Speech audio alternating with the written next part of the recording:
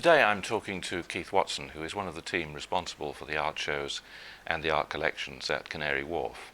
Keith, people use various terms for what we're interested in, computer art, digital art, new media art and so on.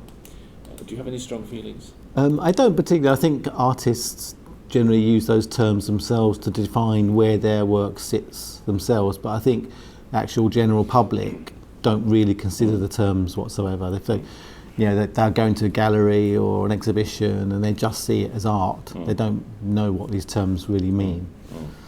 How did your own involvement with digital art or whatever begin? My first involvement was my first gallery I opened in '97, and I was a graphic designer before that, but one of the parts of the lease was that the ground floor had to be a gallery. So I opened a gallery, and I was initially thinking that I would show graphic design and typography as an exhibition. But actually what happened was a lot of artists came to me, like James Ford Walker and Andrew Greaves, and these were guys who were digital artists, or they were artists but starting to work digitally, and they were saying they had nowhere to show their work. So I started exhibiting digital art, not really even knowing what it was myself. So in those first few years I was learning a lot about digital printing, printmaking, and working with lots of artists and starting to show some video art as well. And that's what started the ball rolling, really. I do consider that being the first digital art gallery in the UK. So that was my involvement. And then I ran that with a partner for a few years. And then Wolfgang Leiser, who now runs Dam Gallery, he came in as a partner for 2 years. And then we worked together on that. And then I went on to run Deluxe Gallery in Hoxton, doing the same thing, showing digital art, video art, new media. And it was evolving quite quickly from digital printmaking to video art to new media to interactive pieces. In quite a short time, really, 7 years I had the gallery. So you're, and then after that you ran Connecticut for a while, didn't you? For after that, I worked for the Arts Council for a number of years, and then when my gallery closed in Hoxton, when my gallery closed in Hoxton, I met the people from Connecticut, and we joined forces to run the Connecticut Art Fair. So I was doing the Connecticut Art Fair, working on projects for the Arts Council. Yeah. I must say, I always enjoyed the Connecticut Art Fair. That was great fun. Yeah, for 5 years that was really successful. It was an amazing time. A huge number of artists involved each year. There was maybe up to 150 artists involved. All digital art, interactive art, new media, all sorts of crossing the whole spectrum of work, really. So yeah. And then you came here to Canary Wharf. And then, at the same time, actually, the Connecticut Art Fair. The first one was in 2009, and I started in Canary Wharf for 2008. So actually I was doing Canary Wharf and Connecticut at the same time. Both jobs were part-time. So, but initially my work at Canary Wharf was, it still is, working on the sculpture programme, which is quite a static, traditional, contemporary art, but traditional sculpture, and exhibitions, temporary exhibitions. But then we always used to do a solo artist in the winter of a light artist up until 2015. And then after that I decided to expand that into a festival. So from 2015 on, 2016 was the first one. So we now do a festival each winter of up to 30 installations. So that has fed from where I was. You can see my path, the way the work that I've been doing has expanded along the way and developed through different genres of new media, really, and digital art. But you actually have quite a large permanent collection here, don't you? In Canary Wharf we have a large collection of 70 permanent works of art. Most of it is traditional contemporary sculpture. There's a couple of interactive pieces like Bitfall by Julius Pop. There's some neon artworks as well, part of that collection. And we've also bought a couple of things from the Light Festival that remain here as permanent pieces now as well. And that's all over this area. It's not just in the Canary Wharf building. It's the One Canada Square. It's across the estate. Most of it's, nearly all of it's outside. Maybe 10 or 20% of the collection is indoors, but most of it is outside. They're large sculptures, you know, weighing 1 to 2 tons each or whatever, you know, different sizes, but quite large pieces. And these have actually been bought by. And as part of our collection that we bought, there's a tradition from when the estate was created 30 years ago. There's been a tradition to keep art as a very important part of what the whole estate does. So the collection is very important. We do temporary exhibitions and things as well. So the whole art programme is a very big part of what Canary Wharf is all about. And your job is to manage that too. As part of a team, there's eight of us in the team, and we all work on different areas of the programme. But in particular, I work on the Winter Lights Festival, which, although it only takes place for 2 weeks in January, it takes me all year to plan. So I work all year round on working on that. I can imagine the logistics of some of these things are quite frightening. Yeah, they're huge, and we're working with artists from all over the world as well. So they're having to make trips here, do site visits, do quotes.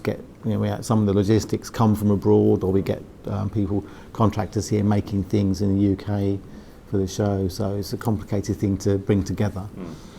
But from what you were saying, you didn't come to this with a background in computers or digital art or anything like that. It just happened. It did really, yeah, because I was a graphic designer and I had no idea about digital art or new media at that time. But it was really when it was starting. 97 was kind of 95, 97 was when artists were starting to work in new media, and also the technologies were coming. That computers were getting a lot easier. The Apple Macs had been in for a few years. They'd become more portable. Software had become, got Photoshop and things which have become much easier to use, and that has actually worked. That's continued to improve. And in some ways, that's why the light festivals have become such a popular thing now. And there's hundreds all over the world. But when we started doing it in 2016 and 2015. That was really when the technology had changed. The LED technology had come in. It was a lot cheaper. There were things like Arduinos, Raspberry Pis. All those things were coming in or had been in for a few years, but artists have been able to use them to make their work. And it's become easier, and that continues today. So you've always really been at the forefront of things. I mean, the first digital gallery in the UK, the first light festival. Yes. Yeah, it's funny the way that's worked, really. That I have been keeping on the cusp of things happening. Have you been a conscious innovator, or did it just happen? I mean, not really consciously. I think I've just followed the trends. I've seen what's been going on, and I've been just there at that moment in some crazy way. Why that is.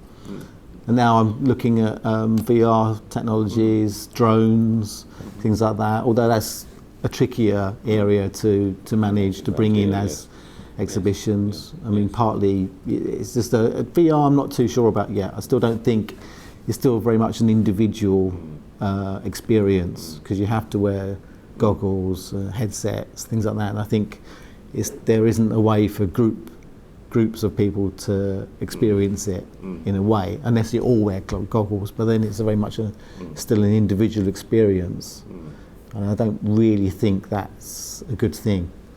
I think it needs to be a group experience. Keith, there's different types of digital art world, aren't there? There's the world of the commercial galleries, and there's also the world that you live in, where you have large exhibitions sponsored by large companies. Yeah, I mean, Canary Wharf is quite different because we're a corporate property developer, actually, and we have a corporate art collection, and everything we do is because the directors of that company like art, and they like art to be part of the experience of the people that work and live here. That's the main thing. But in terms of the art world, it's still very much controlled by the big galleries and the big auction houses and the big exhibitions like Frieze and things like that, and White Cube. Most of it all just comes down to money at the end of the day. There's a big economy within fine art. Well, one of the things, though, that fascinates me is that there seems to be sometimes, though not always, a difference between digital art, or whatever we call it, and traditional art. I mean, I agree entirely. Traditional art, you have to go to frieze and Yeah. ridiculously overpriced galleries and this sort of thing. But some digital artists seem almost not to want to make money. There is this countercultural tradition. And also, you don't hear of, if you look at the lists of who are the best-selling artists in the world at the moment, very, very few of them are digital artists. Most of them are painters or sculptors of one sort or another. Yeah, absolutely. I mean, you know, can you name a digital artist that is making lots of money from their work? Like, Damien Hirst is making money, or whatever. Other artists. No, there isn't that many. I mean, there are some new media artists, or there's some video artists that are making. Like people like Jenny Holzer. Yes. Dan Flavin. There's a few light artists and artists that work in new media that are making a significant amount of money for their work, but it's still regarded slightly differently because, like Jenny Holzer, for instance, they're more of an experience. She's paid almost like a wage, if you like, for that work. It's not something which you can collect. I mean, she does do work you can buy as well. And there are lots of, it's a difficult market, but it's still very much controlled by the big auction houses and the art world. I mean, there seem to be two issues really. One is that it's difficult to buy a digital artwork sometimes because you're not quite sure what you're buying. But the art market has coped with conceptual art, which is even worse in a way, for people who are not quite sure what you're buying. But also, there's a sort of, but is it art feeling, I think, sometimes. I mean, do you see this gradually changing so that in 5 years' time or 50 years' time, digital artists will be selling for the same sort of rates as traditional artists, so there won't be a distinction between the two? Well, again, it comes down to the definition of what is digital art, because there are digital photographs that are being sold. So, is that digital art? Yes. Or is digital art? Are you talking digital art as net art or new media, which is different? So there's a whole range of work which, you can see some of it is collectible, which are photographs or prints or whatever. But then there's more peripheral things which are more like conceptual art, which are almost experiences. And can they be bought? I mean, it's a hard thing, because some conceptual art, there are some weird things which are bought by galleries because but it's also often it's down to the name of the artist. It might be that they've done something which is quite ephemeral, which is being bought by a collection, but not because of that actual work, but because of the name of the artist and because of their oeuvre of work before. Yes. That's what you're buying in a way. Yes. Not necessarily that actual piece. Yes. Yes. But I mean, you are a fairly major corporate buyer of some sorts of digital art. Are there other people who buy it? Are they private collectors? Yeah, there are. Yeah, I mean, I come across, there's artists that are selling to, the bosses of Twitter, Facebook. They're all collectors. They all actually have work in these amazing houses, and they're buying work, and they're buying new media, and they're buying digital art. Modern sculpture. Again, but they're not seeing. They're buying classical paintings as well. They don't really see a difference, but they are buying modern digital work. But is this very much a hobby for the super rich? In that level, yes, that is. It is, because they've got the money to be able to spend. So some of them are buying, or are commissioning UVA to make something for them, for their whatever games room or dining room or something like that. So yes, it can be. It is a super rich thing. And as you say, there are lots of digital artists that don't particularly. They haven't got a gallery to represent them like a lot of other traditional artists do. They're in it. They're not in it for that purpose. They're in it to experience, to develop the work, to develop the software, to play around with things, and that's more of an interest to them than it is actually sort of selling the work, if you like. Who are your audiences when you put on something like Winter Lights? Who do you intend to be your audiences, and who actually are your audiences? For the exhibitions and the Winter Lights Festival here, our audience is everyone really. We have to be very wide we have a very wide audience. It's anybody. We want people to come to the estate. So everything we do is about bringing people to the estate, whether it's families. We have 120,000 people that work here, and we have almost half as many again per day visiting. So that's tourists, people shopping, all sorts of things like that. So we have to have events and exhibitions that are open to everybody. I mean, one of the things various people have said to me is that digital art is actually opening up new audiences, particularly amongst the young, because it's a kind of special effect. Something like Bitfall, which you mentioned earlier, Julius Pop's waterfall that spells out news flashes. It's quite spectacular. I mean, it's something anybody can understand. You don't really feel it's art. This is just exactly, yeah. And I think that's interesting actually, because there is a lot of digital art and new media and especially light art as well, which just seems to be far more accessible to people than going into a gallery and seeing traditional art, traditional paintings or sculpture. And they kind of feel a little bit. There always has been that resistance going into a gallery. Yes. I think that's still there now, and digital art has broken that down, and especially the way retail is changing as well, the way that galleries, the traditional gallery idea, the concept is changing, and people don't want that experience so much anymore. Yes. They want to be out, they want almost like the art to come to them in a way. Wherever they are, they want to see the art as part of their shopping experience or their tourist experience. Do you get much feedback from your visitors to Winter Lights?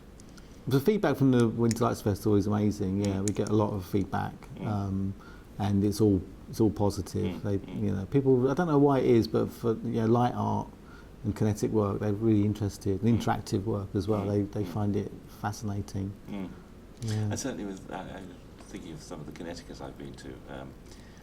Tim Lewis, I think, who has that marvellous thing that looks like a hen towing. Yeah, the ostrich and walking. Yeah. That is so mind-blowing when you see it. Yeah. It's really, it does lead to questions about is it art, but it's very, very interesting indeed. Yeah, well, he's a great artist, and Tim likes. It's the same thing what we were talking about. Is he experiments. He's experimenting with the technology and the mechanics, and in some ways he's not concerned whether it sells or not. Some artists are just purely making work to sell. And they have a whole studio of people making it for them to sell. But there's lots of artists, and generally sort of digital artists and new media artists. They're working for the art first, and if it sells, it's fine. If it doesn't, it doesn't. I wonder if that's part of the reason why we were talking earlier about digital artists not selling for the prices that Damien Hirst sells for, or whoever you quote as an instance. That perhaps digital artists are still more in it for enjoyment, because it's I think so. I mean, I don't know. If you do get into that kind of band with sort of Jenny Holzer, Oliver Oliasson, I guess they are the same. That they're giving people experiences. One of the best things that somebody said to me in the interviews I've done so far was one digital artist who said to me what he liked about it was you could write your own rules. You can see that you've got away from the established art establishment, which is nice to some extent at least. Yeah.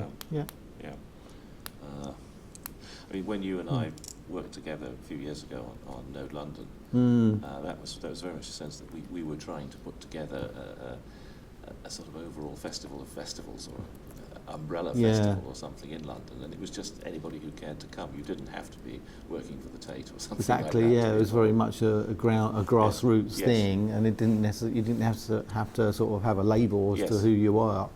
Yes. I really liked Node London. I thought it was a great initiative. Yes. And the way it also mapped out what was happening in London was great. It's a shame that it kind of just dwindled out as a bit, but then all those artists are still working today, and they've grown their businesses and grown their work, and they're still doing things in London or internationally. And certainly people do seem to be far more aware of new media art, digital art, whatever, than they were a few years ago. Let's get on to the elephant in the room, and that's the question of money. How does money flow around the system? Who pays whom? I mean, you obviously you're a fairly major payer to the art world. Do you mostly do you buy works, or do you put artists on a salary, or do you pay them to come and put their work on exhibition and then take it away again? In other words, do you rent it? Or? Yeah, no, we do all of those things. We buy works of art for the collection. Because we're a private estate, we don't have to sort of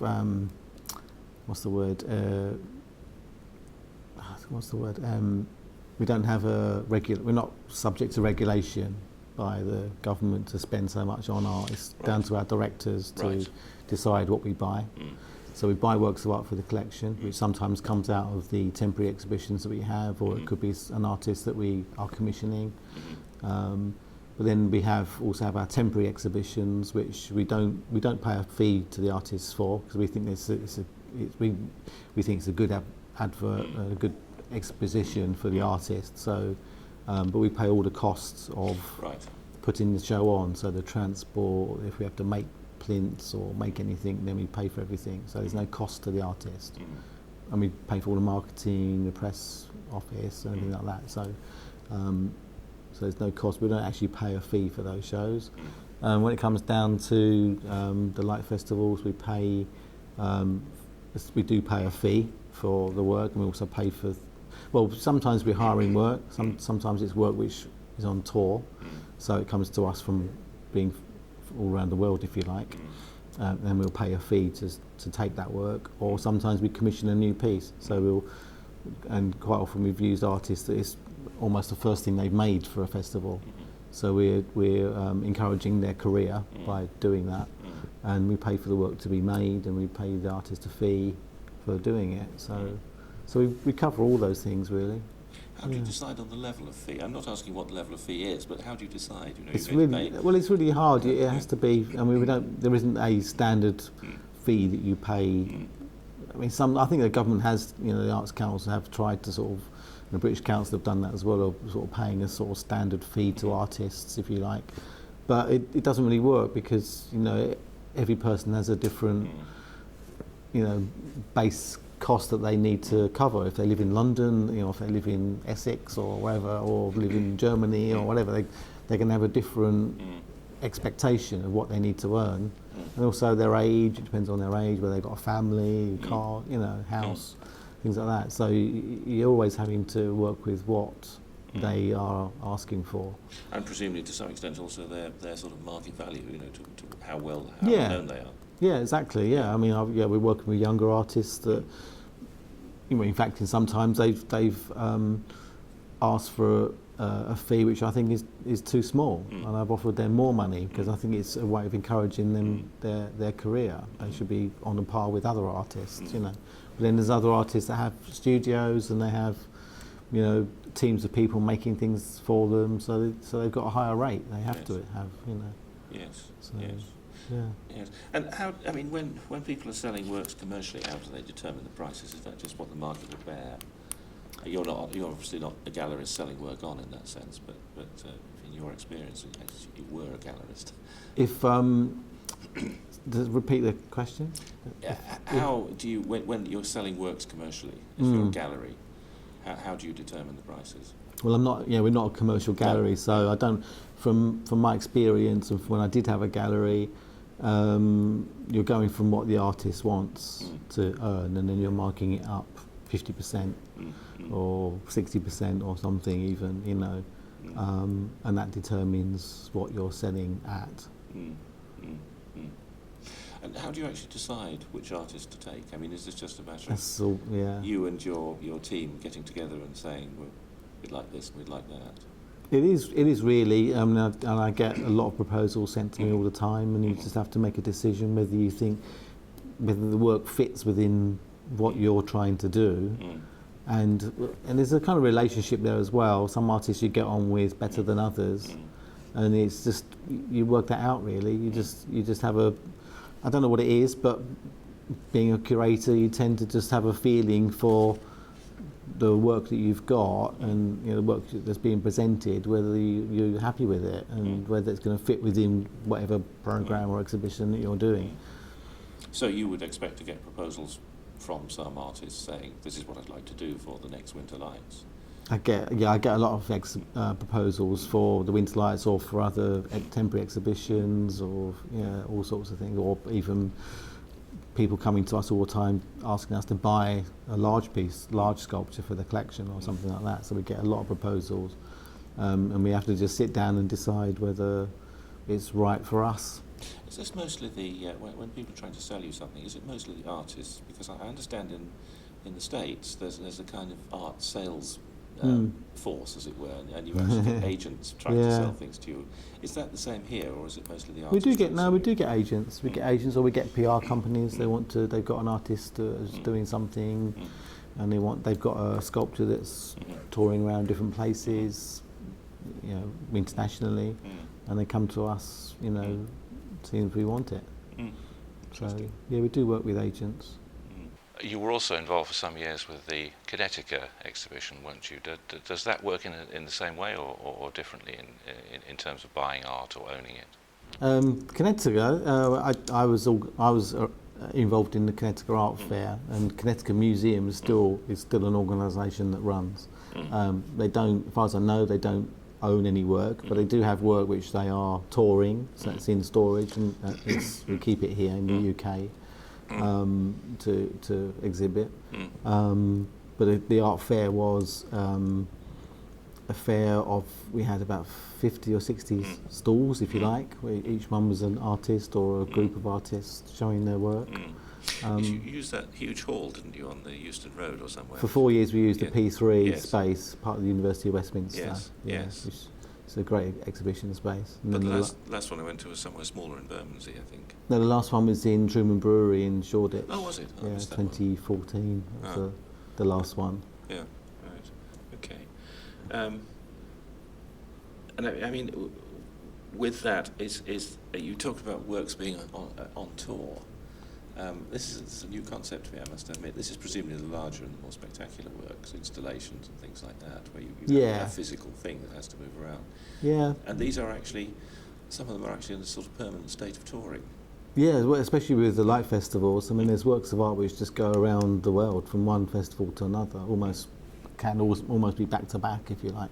Interesting. So, yeah, there's some really famous works which have been around. In a way, I kind of try to sort of keep away from some of them because for me they're too well known. Been around too many places, and they think I don't really want to have that here. But then the general public wouldn't have seen them. So, there's no reason why they can't come here. And also, it's the only way some people are going to experience that work if they come here, because they're not going to be travelling around to see them either. There are some people that do go to lots of festivals to see things, but generally... These are obviously, on the whole, things that you couldn't buy privately unless you had a really big house to put them in. Yeah, no, these are outdoor exhibition pieces, which are, large, very large sculpture. They are sculpture, but they're very large, huge, there's lots of scaffolding involved or lots of lighting involved. Or what is the sort of, I'm fascinated by this, is background in business, I suppose. What's the sort of design process? The artist comes up with the idea, sells it to somebody, gets the money together to build it, and then once it's on tour, people like you take it for a while and help build anything that's site-specific. Yeah, it's a whole range. Some things are site-specific, and they're made just or you bring in the equipment you need to make it there, and then the equipment is hired equipment, and it goes back to the suppliers afterwards. And then there's other pieces which are made, very specific pieces which are just made and they tour around. They're dismantled and put into a container and shipped around the world. And then there's other pieces which may be commissioned and kept as well. So there's a whole range of things that go on. I was thinking of, I can't remember the name of it, but there was one of your pieces at last went to lights, which was a series of columns with things that rose and fell. Up the I can't remember what it was called, but something like that presumably takes quite a lot of assembling. That was quite a complicated one. That I can't remember the name of the artist now. And that originally comes to you as a written proposal. This is what I'd like. Oh, well, perhaps it already exists. Well, there's some which are existing works, so they come to us as an existing work, and we see videos and pictures of it, and technical drawings, and then we decide whether we can put it on here or not. Other ones come as a drawing or a sketch, initial sketch, and then that's worked up as a proposal. So it's like an original. First time it's made is for us. And when you get the proposal, what do you think? I mean, what questions do you ask? Main the question is whether it's going to stand up for 2 weeks. That's the most important thing. And then the second one is what is the experience? What are people going to get from it? And that's becoming more important really as well. That I don't. There's a lot of festivals around the world where artists are where the public are going to the festival and they're just seeing all these flashing lights and it's like they just see it as like an extension of a carnival or like a fairy lights or something. But I want people to come away with more of an experience. So I think in future I want the work to have a bit more of a message. Yes. So it could be about the environment, it could be sustainability, it could be about solar power. Yes. Those sort of, so people do get something back from it, so they go away thinking a little bit more about the work and what it means. Yes, yes. Have you actually come across the Computer Arts Society in the course of your work, and what do you think about it? I've had some contact with the Computer Arts Society. I don't generally go to too many meetings because I just generally can't fit it into my schedules, if you like. But I've always known about it. I always read all the things that come to me, and I keep an eye on what they're doing. And I think it's a great organisation. I think it's great that there's this network, because I don't think there are enough networks and enough ways of people connecting, if you like, to talk about specific areas of computer art, for sure. I mean, I think they're in a sense, they're going through a certain self-searching at the moment, being the 50th anniversary, and of course partly because they have this rather old-fashioned term of Computer Arts Society. But you know, if you were planning the Computer Arts Society for the next 50 years, what would you like to see them do? Big Well, question. that's a big question. I mean, what would you do? I mean, it's amazing what's happened in 50 years. I mean, can you imagine? Just it's incredible. We've come from a huge supercomputer, you know, size of a room, down to, you know, what's in your mobile is more powerful than anything you can imagine. Yes. Can you imagine for the next 50 years? And as that, I don't know what it was now, that there's a philosopher that kind of specified how fast things change, and it's becoming faster and faster all the time. Yes. And you can imagine what in another 50 years, you know, we're going to be driving around in Uber taxis in the sky, or you know. I think one of the best answers I've had to that question was that the best thing about the Computer Arts Society is that it's there, you know, that it is there as a sort of point of contact, and it does organise talks. Absolutely, it's great that it's there, and it's great that it organises talks, and great that it has a network of artists that are involved in this area, and it's great that it will hopefully continue for another 50 years doing the same thing. And about the digital art, you know, using the term loosely, a digital art world generally, what trends do you think are going to be important for the future? I mean, you spoke about yourself wanting art to have more content and not just being flashing lights. Yes, I think the message is important. It's still, you know, the media is the message. It's still the same thing. It's like, I think it's more relevant than ever that people have to get something back out of the work, whether they're buying it or seeing it or whatever. It's that it has to do something to someone. It has to change their experience, or they have to come away with something. Some thought process has to have gone on, I think, in a way that work has to create a feeling or a sensibility or something within the people that see it.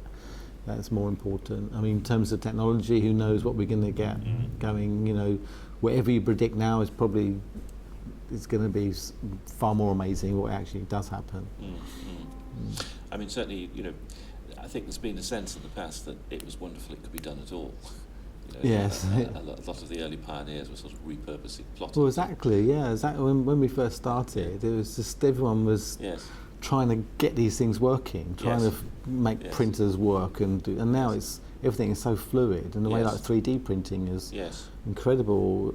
You know, the way that has developed in only a very short period of time, from really the same thing, like very sort of very basic machines which were breaking down the whole time, and now you've got machines which are huge, great big things, and they're really fluid. They work really well. And it's just like that there's a whole industry that has just developed only in the last 4 years. Yes. And in terms of, I mean, what do you think about government support for the arts in the UK? I don't think you can rely on government support. There's very little money, especially for sort of digital art and new media. It's never been something that has been recognised as, you know. In some ways, though, they do want to see it as art, as fine art, as sculpture or whatever. It's the same. They don't want to have these boxes. So, but I think government funding is always, you know, going to get less and less, really, I think. And there seem to be, these days, it does seem to have, I won't say strings attached, but you know, you have to prove that you're going to be socially useful. Well, that's the problem a lot of the time, is, and it's also the resources it requires. If you're doing funding applications, it takes so much effort to do the applications, and then you may not even get it. And then if you do get it, you have to fill in all these, you know, forms after the evaluation forms and things like that as well, which is just, you know, for artists, it's so much work. I think artists need to be sustainable on their own, really. Yes. And just because you're a good artist doesn't mean you're good at filling in forms, I suppose. No, exactly. Yeah. So yeah, only certain artists get the funding because they're good at filling forms in. Okay. Well, thank you very much indeed, Keith. It's been a very interesting, very useful conversation. Thank you. That's for me too. Thank you.